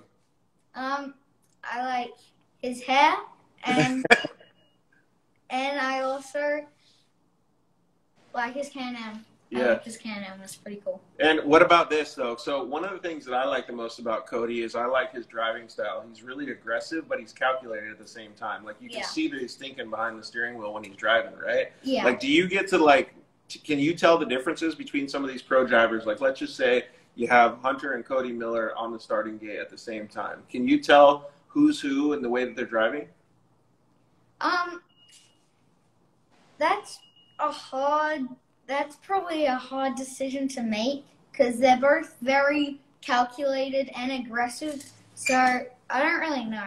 Yeah. You can always look and see which one's up front. That's Yeah. Is that why you like Cody? Because he tells it how it is? Yeah. I do think that's cool that you can understand like how they are smooth and how they're aggressive at the same time, right? Was there a certain part on one of their Can-Ams that you liked the most? No, not really. The reason that I asked that question, Cody, is because I always give you and your brother shit, and well, every Can-Am driver for always having black and yellow cars. I think that Dexter is going to put in his first Can-Am contract that he gets to have black with green or something on it. Yeah. That's something that we don't like either because it's hard to tell the difference on who's who on the track. We used to have bright yellow cars, bright blue cars, all kinds of cool colors, but it's possible for Can-Am to tell that you're black and yellow. So they came up with these rules that had to be black. That's just the way it goes sometimes. When you get to be a professional racer, sometimes you got to make those sacrifices, right, Dexter? Yeah. If you had any suggestion on how Cody could do a better job designing his outfit, what would it be? Don't make it black and yellow. What about, like, should he put like 5 stars on the top of it or something? No, he should get a DXR suit and then repaint his car to match the suit. Oh, okay. Well, perfect. Hey, we got a perfect plan for you, Cody. Like, it's all coming together now. Yeah. I can't wait to pull that off. You're going to probably have to talk to some of the executives at Can-Am and see if you could get it all figured out. But I think you can do it. You're pretty persuasive, man. Maybe. Hey, so Cody, when you saw Dexter race out in Texas or Oklahoma or wherever you guys met, what are some of the things that you noticed about his driving style? Dexter's pretty good. He's very consistent. He's always pushing hard to get up to the front, and seems like no matter where he's at the track, he's always giving it his best, moving forward. So very admirable. Yeah, so that's what we were talking about, man. You're always moving forward, and like Matt and Dustin were saying, that you're always just really giving it all the pepper as much as it can take, right? And it's cool that you have the support mechanism behind you with your dad and your whole team to be able to fix the car as well, right? Because then you know that it's going to be solid for the next race. And a professional driver is noticing that, so that's pretty cool that he's watching you too. Yeah, it is pretty cool. So when you see like the guys like the pros like Cody and his brother or Kyle Chaney or Cody Taylor, like those guys, when you see them go up to the starting line, are you like when I was a little kid, I was always go watch the pros race. Are you doing the same thing with you and your buddies? Yeah, I know. I like watching the starts because you never know who's going to get out front. And once they get out front, if somebody's behind, I like watching them overtake. But most of Texplex's track is down the back, so I like what you can see, and yeah. Oh, so you're saying if Cody has the opportunity to pass, make sure it's right in front of you at whatever track they're at. Yeah. Oh, okay.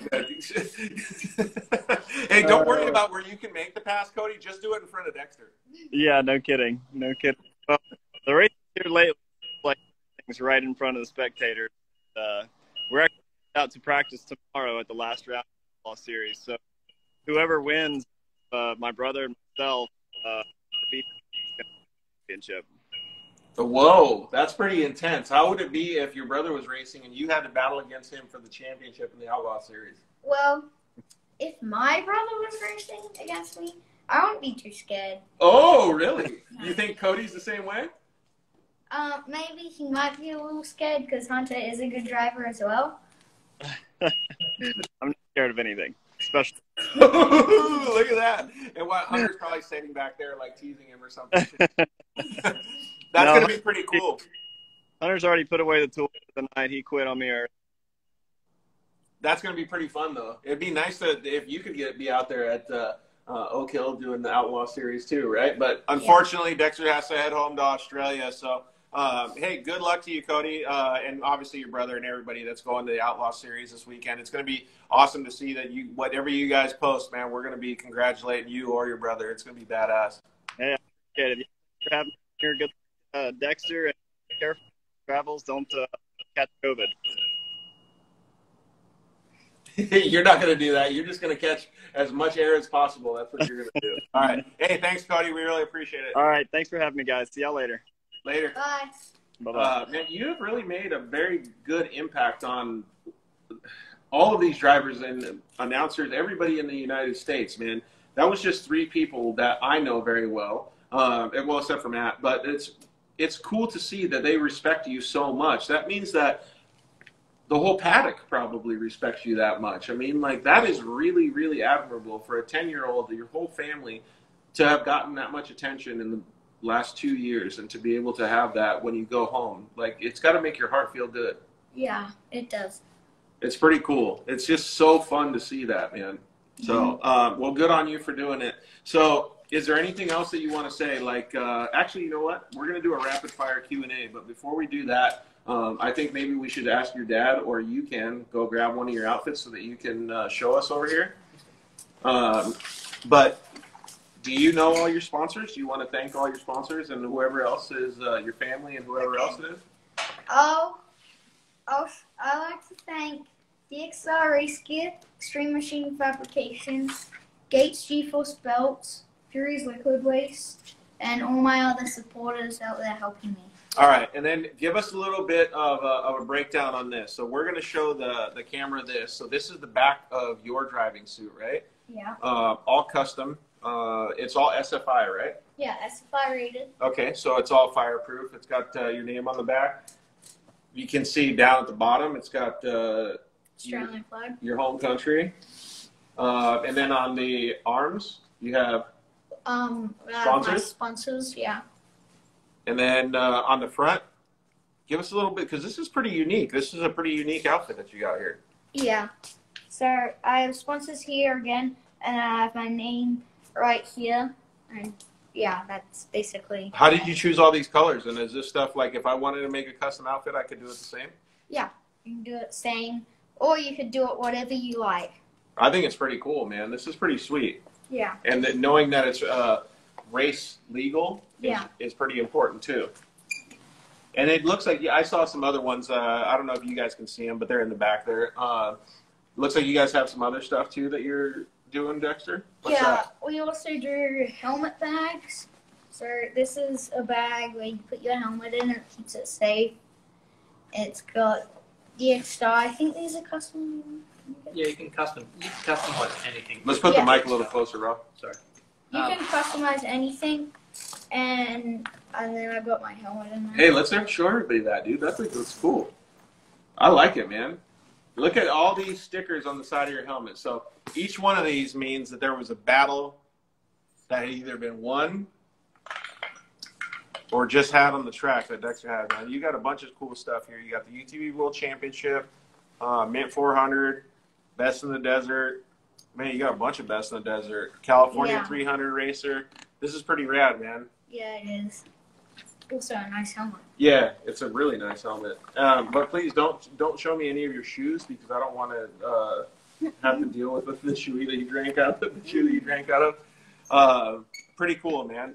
So we had Miss Pam Hall just said, awesome show. Safe travels back home. Was at the 2019 UTV World Championship. I can't see because it just scrolled up, but you got the best fans everywhere, it looks like. Pretty cool, man. You got a lot of respect from a lot of people here, Dexter.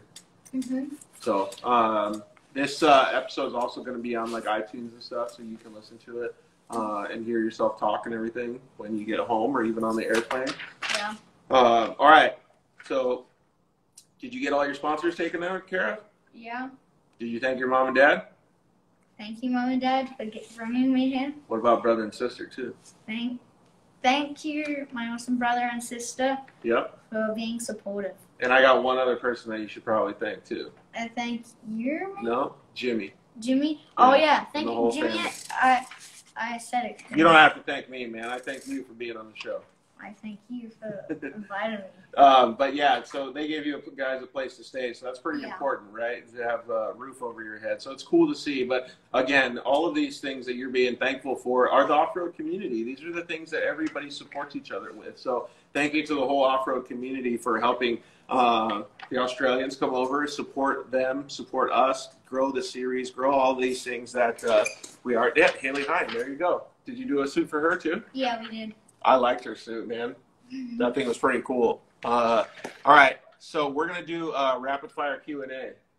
There's unfortunately no Vegemite in this Q&A, Okay. so we're gonna do it all American. All right, buddy. All right, ready? Yeah. You want your dad to answer too? So All right. How about you go first, and your dad can go second. Tacos or hot dogs? tacos, Tacos. What kind of tacos? just meat and cheese. Meat and cheese, like shredded beef or Yeah. ground beef? How about you, Dad? I'm the same.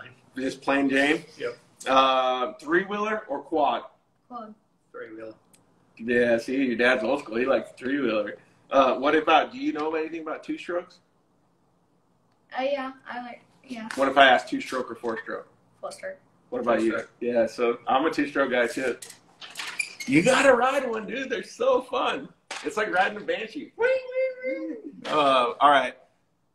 Pizza rolls or jalapeno poppers? I'm going with nothing now. What? Well- You don't like pizza rolls? I don't even know what they are. Probably pizza rolled up. Does Dad know what those are or no? No. Yeah, pizza rolls are just like a little tiny nugget that just doesn't taste like pizza. Yeah, I'll be down. Okay, I'll put pizza rolls. Okay, you can dip them in ranch too. Mhm. Coffee or iced tea? Real ice.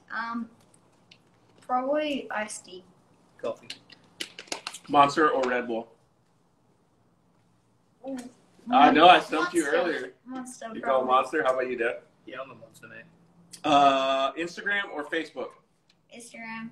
Instagram. Big Instagram guys. What about like? Do you like TikTok or any of those other ones? No, I don't Yeah. like it. I'm a big Instagram guy too. Obviously, the people are watching us on Instagram too. Let's see here. Oh, this is a really good one. If you could have one superpower, what would it be? You can have any superpower. Probably strength. Really strong? You want to be like the strongest person ever? Yeah. I thought you were trying to get lightweight for your racing. Yeah, I would like to be strong because that would help me be a mechanic. I could, instead of using a drill, I'll just get a wrench. Oh, but you're saying you're still lightweight, but you're really strong. Yeah. Oh, okay. I thought if you were being strong, you got to be like this big old huge guy. No, You guys want to be lightweight and strong? All right, superpower, Dad. Invisible. Oh, invisible, huh? So you can sneak up on Dexter and scare the crap out of him? What if your dad was invisible and he's just scaring all you guys?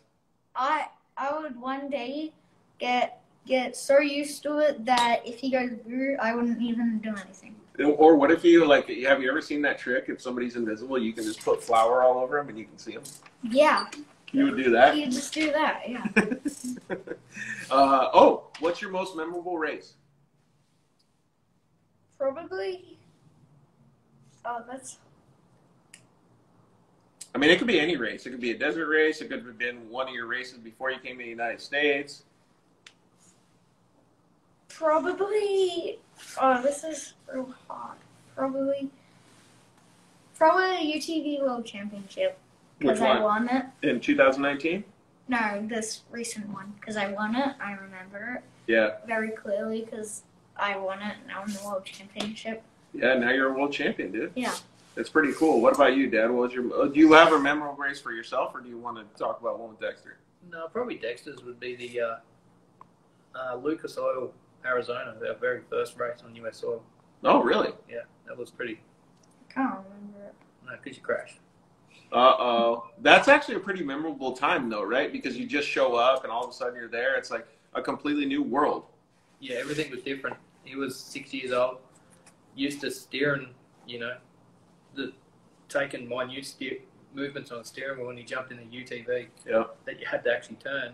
He went straight down the main straight at Wild Horse Wild Pass. Horse there and came into the first corner and went straight through it into a concrete wall. Oh, dude, did that hurt? I can't remember it. It probably would have. Yeah, I can only imagine, dude. But since then, look at that. So you didn't know what you were doing back then, 6 years old, and now you're a UTV world champion Yeah. in such a short amount of time. So you got to be proud of yourself for that, dude. Mm-hmm. What's your favorite snack? My favorite snack? Probably just chips. Just chip. What are you confusing me? Are French fries or chips? Chips. What kind? Are you going barbecue, sour cream, and Barbecue, onion? yeah, barbecue. How about your favorite snack, Dad? You spend a lot of time on the road. Chico's. What's that? It's a Aussie lolly. It's a. Oh, so you're going to be stoked when you get home, or did you bring some over here this time? Every now and then we fly some in, actually. Oh, really? Yeah. You're that addicted to them? That's cool. All right. Do you like those too or no? I do like them. It's just Not as much as barbecue Yeah. chips. So if you're going to the gas station, you're getting barbecue chips? Mhm. Nice. What about beef jerky, dude? Beef jerky's good too. Yeah, but yeah. It's just really expensive these Yeah, days. it is. All right. What other form of racing would you like to try? Baja. Baja would be pretty cool. You know, Baja's coming up this week. Mhm. It's pretty. You got to go back to Australia, I know. But I'm going to go down to Baja. We're going to have a really good time with the Scanlon Motorsports Group, the Polaris Racer Racing Team. We're going to do a live feed. We're going to have a whole bunch of fun. It's going to be cool, man. So I'll give you the link for the YouTube, and you can check out his Instagram page, and you can follow along, okay? Okay. All right. What about you, Dad? What other form of racing would you like to? Or how about let's keep going with the Dexter thing. What other form of racing would you like to see Dexter try? Dakar, I reckon. Dakar? Yep. How would you like to do that? Would you like to do that, Dexter? Yeah. Yeah? What kind of car would you like to do? Like a big truck? One of the big, massive, like, monster Yeah. truck things? Or would you I would like like to do like the big. Like our man. Yeah. Kamaz trucks? Yeah. I think they're called. Yeah, we had a man for TGM back in Australia. Oh, really? Yeah. Yes. Ken Johnson, what's up, man? Yeah. So those are the ones that compete against the Kamaz trucks, right? Yep. Yeah, just different countries or whatever. Dude, those are so cool. Don't they take 3 people to drive those, though? Mhm. Could you sit next to 3 people during a whole race? I would like. Because you said you don't like listening to people are talking. Oh, no, you like listening to people. You just don't like talking. Yeah. So I would have to obviously talk, but I wouldn't like it. Okay, how about this question? Would you be a good navigator or just a good driver? Driver. Oh, always driving. Yeah. You know, with those big trucks, you got to be real careful with the throttle. Yeah. You'd be good. Yeah, I would probably. All right, let's see. Speedboat or dragster? Yes, Probably dragster. dragster. Because you know they have dragsters in dirt now and sand and stuff too, right? Yeah. Evolution Power Sports, one of our sponsors, built a bad dragster Can-Am. Dude, it's so fast. So fast. You think you can handle it? Probably. All right. We'll see if we can get you a job over there. You have to put in a little bit of work. Maybe you could drive it, right? Mm-hmm. All right, Dad. How about you? Speedboat or dragster? Yeah, speedboat. We were just at Wild Horse last weekend watching the boat racing. Those things are so gnarly. Our good friend who lent us a car, Dexter sold his car 3 months ago. Mm-hmm. We didn't have a ride. Our friend from Oklahoma, Robert Ledbetter, lent us his son's race car so he could finish off the championship this year. And so yeah, he was over racing his boat, and we went from AZOP. We raced at AZOP on Saturday morning, jumped straight in the car and straight back to the boat race to watch Rob. Nice. That's so cool, man. Did you like it? Yeah. It's pretty rad to see those things go that fast. And if they get sketchy, woof, it's wild, right? We seen one. It was like hopping. It was just about to go. And he saved it? Yeah, he saved it. Thank goodness, because when those things go, it's not pretty. There was a top fuel one there that did 277 mile an hour over 1,000 feet. No way. Yeah, it was nuts. That doesn't seem even possible. It's just, yeah. How fast did that look, Dexter? Because that's to me, that's blowing my mind. It didn't really look that fast when you were watching it, but I know it was fast. It didn't. It just looked like that. Could you imagine being behind the wheel going, and that's it? Yeah. Dude. I think it would be sort of boring because all you're doing is just. I don't know. You'd have a lot of adrenaline in like 0.2 seconds or whatever it is. Yeah. All right, the last question of the night, man. Chips and guacamole or French fries and chips and ketchup?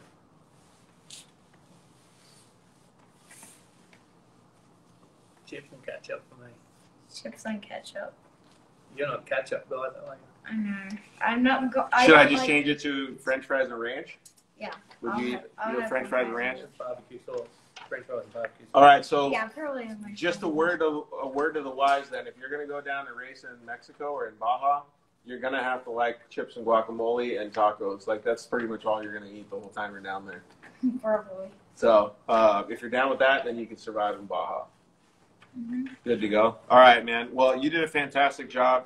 I appreciate both of you guys making the time, coming all the way out here from Arizona. I know you guys had other stuff to do. It's really important, I think, the things that you guys are doing because you guys are not just doing it for racing and just for yourselves. You guys are having fun doing it. You're doing it as a family. Mm-hmm. You're doing a very good job raising Dexter as a young man. That was cool that it happened, that it did that. It's going off by itself, but that was perfect. But you're doing a fantastic job. So I think it's really cool that you guys are celebrating and doing all of these things. It's very clear that Dexter is going to be a very proficient off-road racer in the future. So I wish you all the best of luck, dude, and congratulations on all your championships and everything that you've done. Thank you very much, Rob. Thank you. It was awesome to have you guys here. So safe travels back, dude. You did a great job. Safe travel. Tell your family all safe travels, okay? All right, so we have a sponsor deals page on the Dirt Life Show. It's thedirtlifeshow.com. Up at the top, you can click sponsor deals. You can save money on all of the sponsors that we have on the show. Next week, we aren't going to have a show on Monday because we're going to be down in Baja doing a whole bunch of crazy stuff. So join the SMG live stream. We're going to post some stuff on the Dirt Life Show Instagram channel. You can follow Scanlon Motorsports Group as well. Thank you to everybody at IMG Motorsports for letting us all hang out here. It was really cool that we got to be able to do this tonight. Thank you to everybody that watched the show or is listening to it in the future. We really appreciate all you guys. Please always slide into our direct messages. Let us know what you guys want to see on the show, what we could do better, any of that stuff to make this show more feasible for you guys. And, yeah, just keep letting us know. Share the show. Thank you to all of our audience, so sponsors, everybody. We really appreciate you guys living your dirt life with us. We'll see you next time. Good night.